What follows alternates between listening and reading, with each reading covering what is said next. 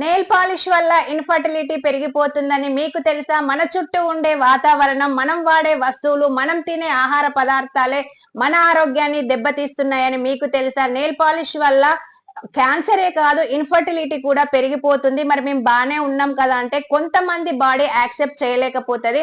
మనం nail polish open చేసినప్పుడు కొంతమంది తుమ్ముతా ఉంటారు, కొంతమందికి వామిటింగ్ సెన్సేషన్ వస్తది, కొంతమందికి ఒకలాంటి ఇరిటేషన్ వస్తా ఉంటది. మరి దానిలో ఉండే రసాయనాలు, chemicals, trimethyl benzoate diphenyl ఫాస్ఫాయిక్ acid అనేది ఈ రెండు చాలా విషపూరితం అన్నమాట. మనం రూమ్ లో ఉండి నెయిల్ పాలిష్ వేసుకుంటున్నప్పుడు దానిలో ఉండే విఓసి అంటే మామూలుగా విష పదార్థాలు, విష వాయువులు అనేటివి రూమ్ టెంపరేచర్ లో మనకి ఎక్కువగా అబ్జర్వ్ మన బాడీ చేసుకుంటది. మనం నెయిల్ పాలిష్ వేసినప్పుడు నెయిల్ చల్లగా అవుతుంది కదా, చల్లగై నెమ్మదిగా కింద స్కిన్ లోకి పోతది, చర్మం ద్వారా మన బాడీలోకి పోతా ఉంటది. మన బాడీలోకి పోయినప్పుడు ఆటోమేటిక్ గా ఈ గర్భసంచి ఉంటది కదా, మన పొట్ట భాగంలో యూట్రస్ సిస్టమ్ అనేది ఉంటుంది కదా, దానిపైన ఎక్కువగా ఎఫెక్ట్ పడుతుందని చెప్పేసి ఈ మధ్య కాలంలో సైంటిస్టులు తెలియజేస్తున్నారు.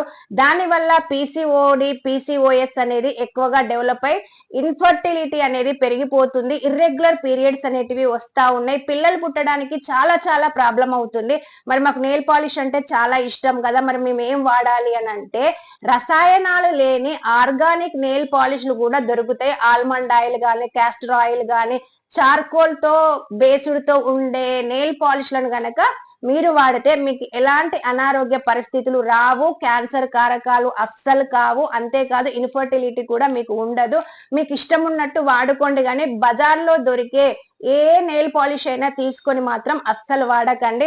అర్థమైంది కదా ఇన్ఫర్టిలిటీకి, పీసీఓఎస్ కి, పీసీఓడికి ఎంత కారణం అవుతున్నాయో నెయిల్ పాలిష్లు కూడా. సో జాగ్రత్తగా ఉండండి, ఆరోగ్యాన్ని కాపాడుకోండి. లైక్ చేయండి, షేర్ చేయండి, సపోర్ట్ చేయండి. రమాదేవి కట్కురి ఛానల్ ని తప్పకుండా సబ్స్క్రైబ్ చేసుకోవడం అస్సలు మర్చిపోకండి. ఓకేనా?